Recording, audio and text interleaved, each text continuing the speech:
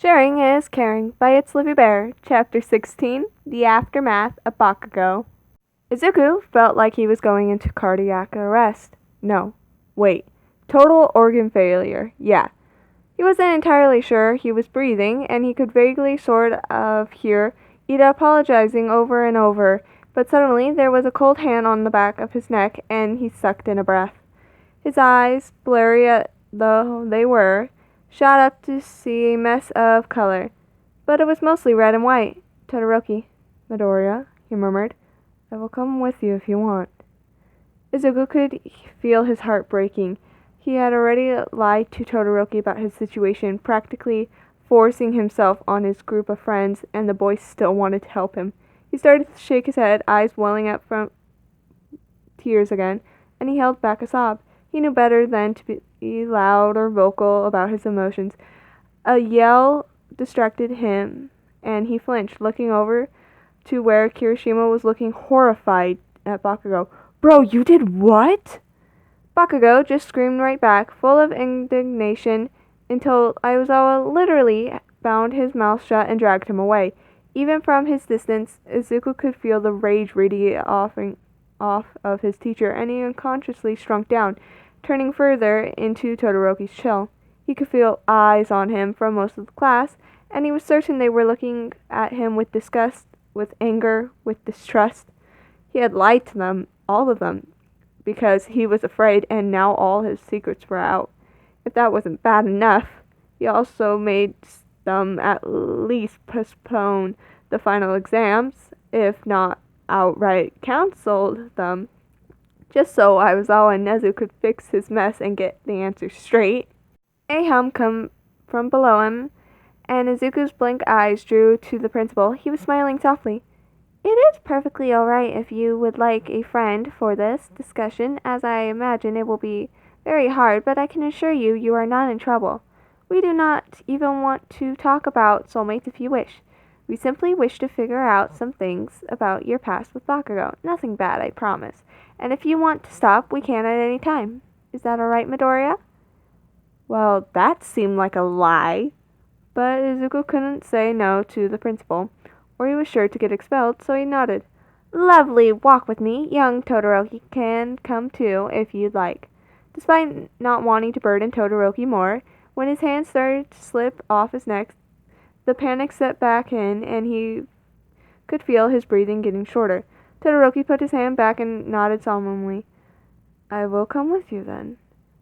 Izuku didn't deserve this, but he was guiltily grateful all the same. Nezu slowly walked off the bus, following the direction Bakugo had been dragged off in, but turning to go down a path into the woods. I hope you don't mind the nature walk, he commented lightly, but I find it's calming if nothing else. Removing you from the area that initiated the panic attack will also likely help, though I will admit that talking about things will not. They walked for another minute, Nezu chatting about mundane things like his favorite tea, until they came to a clearing. In it was a gurgling stream surrounded by rocks and bushes, and it was on one of the large and flat rocks that Nezu hopped up on, sitting and smiling. Join me? Todoroki shifted his hand to Izuku's, and Izuku sat right at the edge of the rock. If he extended his feet over the edge, the water would completely cover his feet and half of his shin, but he settled with just staring at it as it rushed by, a quiet ambience. His left hand was still being held by Todoroki's right, and the cool was nice as the breeze carried away the too hot warmth of the sun. It was calm. Midoriya, when did you know you had a soulmate? The first time everyone left me alone when I begged them to, he whispered. No one ever listened before, but their eyes glazed over and they walked away, just like I asked them to. Izuku was still quiet, watching the light hit the water and marking its sparkle, reflecting the sun's light and power. I was quirkless. And Kachan, he had someone who made his hands tougher. I was useless to him, to all of them. Useless? Quirkless means useless. I was Deku. The cold hand tightened a little before its owner forced it to relax. Even if I had a soulmate, I was still quirkless, just benefiting from their power. So, so I accidentally copied his quirk. It was a mistake. I just wanted it to stop. He ignored me for a while after that, but then I copied a different quirk and they figured out I wasn't Kachan's soulmate. I was someone with a copy quirk. He felt his voice lower to barely be a breath of sound. Kachan called them villain quirks, said it was a perfect match for someone as useless as me. I thought they were the coolest quirks ever, but I was nothing. I would just get in their way, and they didn't know I existed anyway. They couldn't. He raised his eyes from the memorizing water and turned slightly to look at the small white mammal, who had no doubt heard everything in that last statement and was looking solemnly and silently. Even now, I'm not worth it. They're happy without me. I would just track 'em down. Nezu hummed and cocked his head. Have you asked them that? Never mind. Can you tell me exactly what Bakugo has said about you and your soulmates for me? For the official record, as it were. Izuku turned slightly to meet the heterochromic eyes that blazed with sorrow and fury in equal measures, but Izuku knew it wasn't at him, it was for him. It was strange, but comforting. He turned back to Nezu and nodded slowly. Tenya was feeling miserable. He had made a friend of Midoriya after the boy had no doubt saved his life and had been entrusted with the secret, and then spilled the secret for the entire class to hear.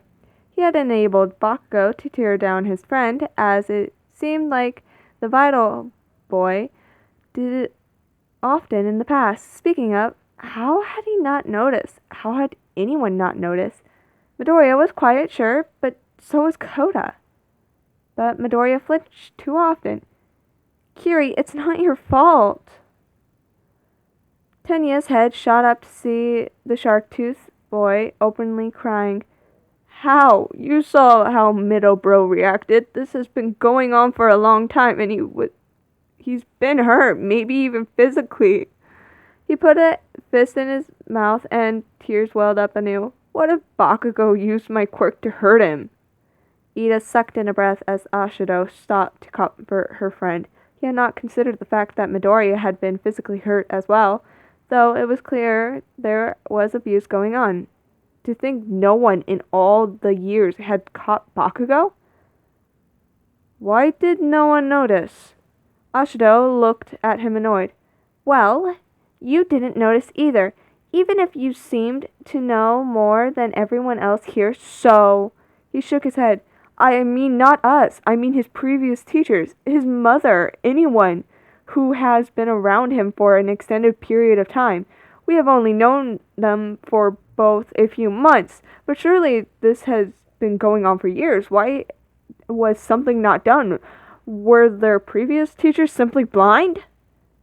Or perhaps they were willfully so, Tokuyami said with narrowed eyes. It is no secret the quirkless are considered lesser than most of the older generations. If he was, as Bakugo said, without a quirk until last year, then people's treatment of him... Uraraka gasped. No! I knew a girl who was quirkless. She was 2 grades above me, but one day she stopped coming to school. I think she was bullied badly. I always assumed she had left to get away from it, but it seemed Kirishima wasn't the only one crying, and it made the sobs start anew. Tenya sat in his seat and put his head in his hands. He had failed his friend. His head shot up when someone cleared their throat from the front of the bus, and everyone looked up, stealing slightly, All Might looking lost. Do any of you know where Aizawa and Nezu are? Are we not having final exams anymore? Hakagiri sniffed. Bakugo told Midori he didn't deserve his soulmates. He's been telling him that for years, and Aizawa took him away to murder him or something. Mido looked really upset about it. He'd been hiding the fact that he had any soulmates at all for so long because of that bastard. He thinks he's worthless or something. All Might, you have to help him. All Might breathed out shakily. Midoriya has soulmates, as in plural. He didn't wait for a response before he burst out of the bus in the direction Aizawa had gone. Tenya frowned. That was certainly an odd question to ask, but if anyone knew how to help this situation, it was the number one hero. Aizawa was fuming. Bakugo was in no way repentant that he had driven Midoriya to arguably insanity. With self-esteem so low, Aizawa was struggling not to trip over it, and was, now that Aizawa thought about it, probably the reason for the stress manifestation of his quirk with the abuse he admitted to and seemed proud of. The only thing worse was the fact that his teachers apparently known and done nothing about it and actively encouraged it. Aizawa realized with a start that Bakugo genuinely thought he was in the right. He had no idea what he was doing was wrong. At the very least, this would take him out of the hero course, depending on what Nezu could get out of Midoriya, and at the most, prison, probably. God. It wasn't exactly a crime to do what Bakugo had done, at least in regards to soulmates, but there would be a public police investigation into Alderia for certain, and if it was discovered that Bakugo had not been influenced in any way and abused Midori extensively of his own violation, yeah, prison, probably. Aizawa, can you direct me to Midoriya? He turned with a scowl to face the blonde oaf that called itself the number one hero. No. We are having an ongoing investigation and are doing damage control to ensure nothing else catastrophic happens. Why do you want to see him? All Might was still smiling, but there was a hint of anger in his eyes that made Aizawa narrow his own. I simply have something I might discuss with him, that's all. Well then, Aizawa drawled, let me get you up to speed so you don't say something that can set him off into another panic attack like the one he was having when I left. So he's not here? Then I will search elsewhere. Aizawa did not hesitate to wrap the hero in his capture scarf as he had done with Bakugo not too long ago before leaving the boy with Hound Dog, so he didn't kill his student and stared at All Might with baleful eyes. No, I think you need to hear this. All of the teachers that regularly interacted with him will be briefed, but why not brief you now? Directly after the sports festival, Midoriya's two soulmates came to me with proof they were his soulmates and expressed concern for the boy since he manifested his quirk on the day of the entrance exam. This leads us to the only logical conclusion that makes sense with his history and personality, that he stress manifested a quirk where he was otherwise quirkless. These happen in situations where it is, quite literally, a tipping point of life or death. As you can gather, this is concerning, and we want to ensure that he is as safe as possible. Bakugo had been manipulating him into rejecting his soulmates out of fear that he is not worth soulmates for what seems to be over a decade, and it is vastly affecting his mental health. Now, do you have any questions? He still had that spark of anger, even if he had changed from smiling to looking concerned. He has two soulmates? Oh my, how unheard of, and stress manifestations are always horrible. He's very lucky he has such a strong quirk out of it. Tell me, who are his soulmates? Aizawa raised an eyebrow. I don't see how that's relevant. All Might smiled again. Humor me. No, thank you. Final exams are postponed for now until we can get things mildly sorted. So you are no longer needed here. I would take a break. He looked the hero in the eyes. We wouldn't want you to be wasting your limited time. He watched All Might jaw clenched a little before the man smiled, nodded, and bounded off back to the main campus, probably to his shitty car he took everywhere that was bound to fall apart soon. What are you hiding? Rizawa murmured at the heroes retreating back. And what does it have to do with Midoriya?